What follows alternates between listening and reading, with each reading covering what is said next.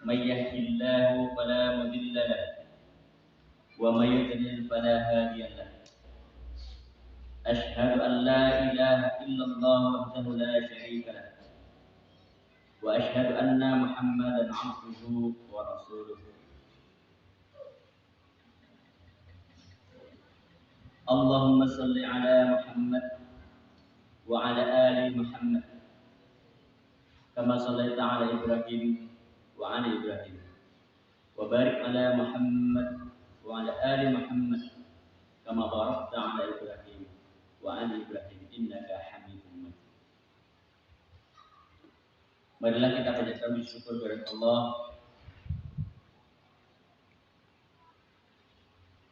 dan salawat serta salam kita selalu curahkan kepada junjungan kita Nabi Muhammad sallallahu alaihi wasallam. Bapak Ibu sekalian yang dirahmati Allah, kesempatan malam hari ini adalah kesempatan malam ganjil. Kalau menurut hitungan kita, malam hari ini adalah malam ke-25. Jadi mulai maghrib tadi kita memasuki hari ke-25 bulan Ramadan. Apa keistimewaannya? 10 hari terakhir itu sangat luar biasa istimewanya, karena kalau Rasulullah dulu begitu memasuki 10 hari terakhir di bulan Ramadan, itu Rasulullah mengencangkan sarungnya.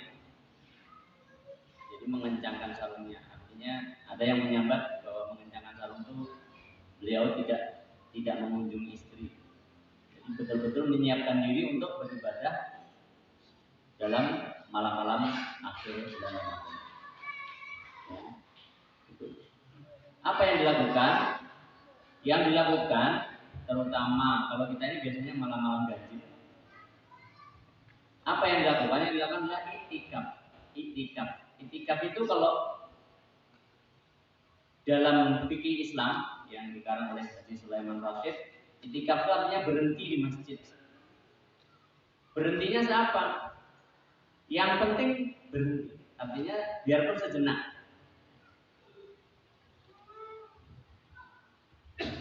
Tapi di masyarakat kita banyak yang menerjemahkan bahwa harus di masjid, misalkan mulai sore sampai menjelang sahur. Gak apa-apa, itu bagus saja. Namanya juga mapak, kalau orang Jawa bilang mapak, menjemput Lailatul Qadar. Jadi barang siapa yang malam itu mendapatkan Lailatul Qadar, itu luar biasa keistimewaannya. Kemarin sudah dijelaskan, saya menjelaskan di sini bahwa malam itu lebih baik dari 1000 bulan. Tapi ada juga yang di masyarakat kita yang tahu bahwa seseorang itu dapat Lailatul Qadar, terus banyak yang berkunjung ke rumahnya minta banyak.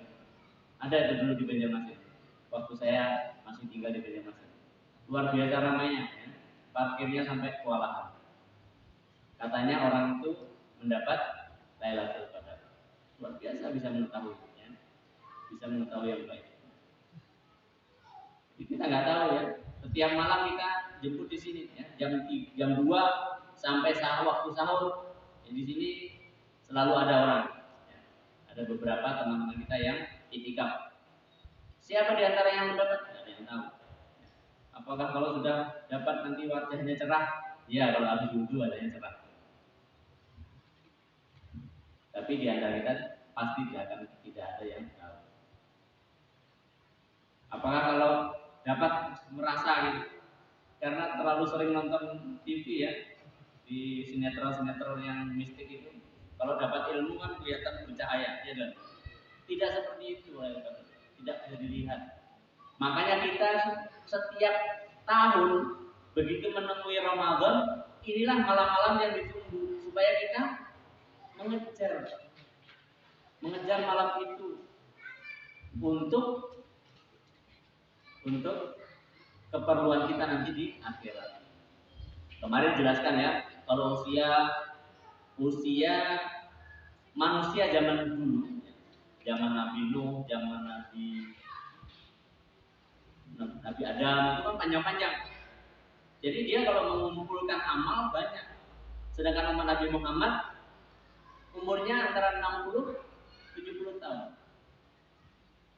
Dan inilah keistimewaan umat Nabi Muhammad, ada Lailatul Qadar. Jadi siapa saja yang mendapatkannya luar biasa. Jadi iktikaf itu kalau di dalam fikih Islam ada rukunnya. Ya, rukunnya ya niat. Kalau sudah sampai di sini pasti niatnya iktikaf. Nggak mungkin sampai ke sini niatnya berapa sih yang iktikaf? Saya mau ke masjid, nah melihat berapa yang orang yang iktikaf. Itu salah niatnya kan. Jadi kalau ke sini niatkan dari rumah bahwa kita mau iktikaf. Masuk ke masjid ya seperti biasa, sholat 2 rakaat tahiyatul masjid, kemudian sholat 2 rakaat lagi, itu sholat sunnah mutlak, kemudian berdiam atau berzikir, ya. Berdoa, doanya Allahumma innaka afuwwun tuhibbul afwa fa'fu anni. Berapa kali? Ya, semampu kita. Tuh. Terus kalau sekiranya dirasa cukup atau berhalangan, misalkan perutnya mules, ya berdiri, WC, nggak apa-apa. Jangan ditahani sampai kembung. Nah, yang tidak kalah pentingnya adalah setelah iktikaf itu nanti misalkan pulang sahur, jangan lupa kembali ke masjid subuhnya. Ini penting sekali karena biarpun hebat seperti apa, ya Lailatul Qadarnya itu, kalau kita tidak subuh, ya, misalkan subuh kita tertinggal, itu sama aja muspro, ambiar. Ya, jadi itu rangkaian itu tidak bisa dipilih-pilih. Oh saya ngambil Lailatul Qadar aja gitu, tiap malam di sini, tapi tarawih nggak ikut. Kemudian subuhnya nanti di rumah aja, nggak bisa seperti itu. Ini adalah rangkaian ibadah yang harus kita jalani. Ramadan itu seperti itu. Dan ini adalah pendidikan nanti di luar Ramadan diharapkan kita tetap menjaga jamaah ini. Subuhnya misalkan 1 shaf di sini, di luar Ramadan juga tetap 1 shaf, bukan setengah shaf. Seperti itu ya. Itu tentang itikaf karena mungkin ada beberapa teman yang masih bertanya-tanya itikaf itu ngapain ya? Apakah duduk di sini kemudian tidur? Tidak. Tapi kalau tertidur ya nggak apa-apa, tidak dilarang tertidur. Tapi kesininya bukan tidur. Tapi kalau kesini mulai jam ini yang seperti Pak Hamdan ini kan biasanya nggak pulang nih, bawa bantal tiduran, nggak apa-apa. Saya juga dulu seperti itu. Kalau di Jawa tidur saya di masjid. Nanti tengah malam bangun, kemudian setelah itikaf pulang sahur, kembali lagi pas subuh. Karena rumahnya lumayan jauh. Dan kalau di Jawa itu jalan kaki. Kalau saya waktu itu tidak ada sepeda motor, sepeda pancal aja tidak bisa dipakai di rumah saya karena daerah pegunungan. Jadi harus jalan kaki. Jaraknya kira-kira dari sini sampai ke Pabahanan masjidnya. Jalan kaki setiap hari. Makanya kalau ke masjid itu kalau maghrib nggak pernah pulang kecuali habis isya. Dan karena usia saya waktu itu tuh tidak ada hiburan kayak sekarang, jadi saya senangnya di masjid. Kalau seandainya hidup saya di sana seperti sekarang, saya nggak tahu apakah ke masjid. Karena TV kan ramai. Di tempat saya sekarang TV sudah banyak. Kalau dulu saya waktu kecil, TV itu hanya ada di tempat umum, di balai desa. Itu pun hitam putih, pakai aki. Masjid juga pakai aki, nggak pakai gini, pakai strongking. Tapi saya pulang kemarin sudah masjidnya juga megah dan jamaahnya tetap seperti kayak saya dulu. Beberapa orang saja. Sampai sekarang seperti itu. Itu ya. Kemudian karena ini menjelang Idul Fitri, ini saya sekalian sampaikan. Nanti kalau setelah ini ada yang menyampaikan lagi juga tidak apa-apa tentang zakat fitrah. Seperti biasa di sini menerimakan dan menyalurkan. Menerimakan dan menyalurkan. Tetapi kalau mau melewati lembaga yang resmi bisa lewat lazismu. Lazismu. Kalau di sini kantornya di Sarang-Halang. Misalkan mau transfer berupa uang juga bisa lewat lazismu. Lazismu juga membuka mulai awal Ramadan sampai sekarang terus dibuka untuk penerimaan baik zakat fitrah maupun zakat mal.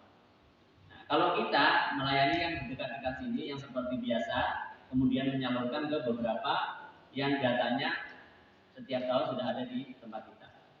Dan nanti hasil itu juga akan kita laporkan sebagai hasil rekap di Majlismu, karena Majlismu juga dimintai pertanggungjawaban di tingkat nasional. Ya. Jadi kalau lembaga zakat kita itu kita menggunakan Majlismu, bukan ikut Basnas. Beberapa kali kita ditawari Basnas mau di SK-kan, tapi kita nggak berani nerima. Ya. Karena kalau sudah SK itu berarti resmi nanti jadi amil. Di sini kita membantu saja masyarakat panggung ya, yang mau membayarkan, kemudian kita membantu menyalurkannya. Dan yang perlu diketahui, yang mau membayar itu jangan lewat maghrib ya. Kalau bisa sebelum maghrib itu sudah selesai. Jadi kita setelah maghrib mereka, setelah isya kita salurkan. Kita mengantar ya.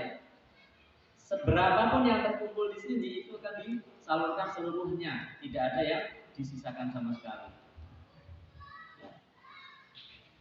Bapak Ibu nanti bisa cek di sini, tidak pernah ada zakat fitrah yang tertinggal di masjid sama sekali. Bahkan yang bagi-bagi ini pun tidak dikasih, karena bukan amil. Kita kan bukan amil. Kalau amil itu di SK-kan, amil zakat ada SK-nya, ada keputusan dari pemerintah. Nah itu mungkin boleh itu kalau mau mengambil bagian zakat. Zakat ya. Kalau fitrahnya saya nggak tahu. Fitrah itu dibagi 8. Fitrah nggak dibagi 8 ya, untuk fakir miskin. Ya. Kalau zakat itu yang zakat mal itu memang dibagi 8. Ada bagian ambil. Terus kalau mau bayar sendiri bagaimana? Wah, itu juga lebih baik. Ya. Bayar sendiri. Kalau sunnahnya itu sebenarnya sebelum sholat id ya sebenarnya. Tapi kalau kita suruh membagikan sebelum sholat id kayak apa? Kalau ngumpulnya di sini baginya sebelum sholat id, ya repot ya. Jadi kita malam itu kita bagikan. Mudah-mudahan apa yang kita kerjakan malam itu dan yang membayarkannya lewat kita, mudah-mudahan semuanya amalnya diterima. Itu yang paling penting. Kemudian sholat id, insya Allah kita lakukan di lapangan sekolah ya di belakang. Jadi tidak di halaman sini tapi di halaman belakang kalau tidak hujan. Kalau hujan ya di masjid. Di sana ada sound system, di sini juga ada. Jadi kalau pindah nggak perlu angkat-angkat sound system. Di sana lebih rata, insya Allah muat banyak juga. Nanti di depan sini untuk parkir saja. Nah, kemudian yang tidak kalah pentingnya karena ini pandemi, ya, oleh pemerintah kita ini disebut pandemi, maka kita harus tetap jaga protokol kesehatan. Meskipun kita tidak menggunakan protokol kesehatan untuk menyusun shopnya. Kalau protokol kesehatan shopnya harus jaraknya 1 meter, maka kita tidak pakai protokol itu. Tapi untuk cuci tangan, pakai hand sanitizer silakan. Pakai masker itu saya anjurkan. Meskipun saya tidak memakai, saya tetap menganjurkan menggunakan masker. Dari rumah ke sini gitu maksudnya. Nah, kalau udah sampai sini pas nggak apa-apa. Itu ya Bapak Ibu sekalian. Nah besarannya kalau berupa uang itu yang paling tinggi kalau keputusan Basnas itu 48.000. Yang paling tinggi 48.000, kemudian 45. Nah ini yang paling penting adalah zakat fitrah itu batasan minimal yang dijelaskan ya, misalkan 2,5 kilo itu batasan minimal. Jadi kalau bisa jangan di situ bayarnya. Ini ada yang kemarin saya dengar ceramah itu bahwa setelah diukur benar-benar itu adalah 2,8 kilo atau 3,5 liter. Kalau dulu kan 3 liter, berapa begitu. Ya, jadi itu batasan minimal, jangan sampai dilepas di situ. Karena kalau kurang itu menjadi sedekah. Fitrah kita tidak terbayar. Ya. Maka akan lebih bagus kalau misalkan 1 karung gitu ya. 1 orang 1 karung misalkan. Kalau panen banyak kan 5 orang 5 karung ke sini. Nanti lucu juga membagi kira-kira. Ya, gitu ya. Jadi itu batasan minimal. Jadi jangan menggunakan batas minimal itu. Ya. Kalau perlu ya, misalkan harusnya 2,5 kilo kita bayarkan 3 kilo. Itu akan aman. Supaya aman. Jadi betul-betul fitrah kita.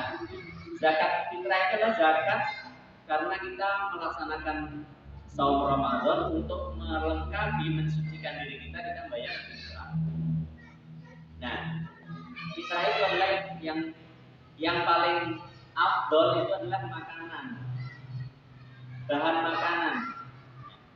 Misalkan beras, tentunya lebih baik lagi kalau beras dan uang.